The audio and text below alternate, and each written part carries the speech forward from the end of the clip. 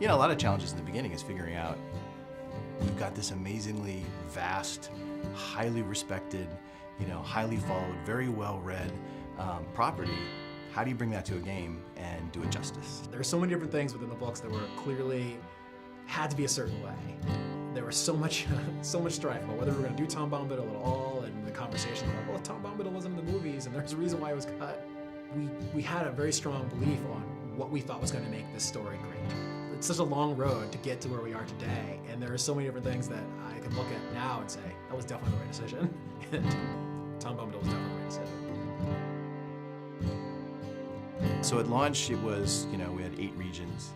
We kind of worked our way through the Shire. We ended up in Angmar. You know, it was a, we thought, huge world at the time. In fact, I think at the time it was one of the largest pieces of landscape ever released for a game. Eyes and ears and hearts and minds and everything opened up to us to see how we addressed, you know, how do you do a story in this world? You know, we can't be Frodo, right? I mean, these are the things that people thought the game was going to be, that I could be Frodo and I'm going to run through Middle-earth. You know, we had to get them to understand what our take was, that we were allowing you to tell your own story within Tolkien's story. Our goal was, this has to look unlike any place that anybody's ever been in an MMO, right? And hopefully also in an RPG, because when you read about Moria, it's this big, huge, giant, expansive, cavernous place. The idea was to use, to make it a landscape space with not one, but 2 separate height maps. So there'd be a height map for the floor and then a height map for the ceiling.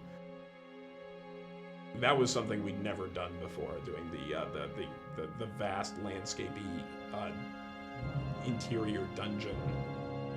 It's really hard without a date file and without having sky and clouds and sun and all the colors that brings in. And you could have 2 stretches that have the same grass pattern, the same little huts, and you swap out sunny blue sky for crazy red, green, shimmery, evil thing, and it totally changes the look and feel. Not having that in Moria, it was much more challenging. Yeah.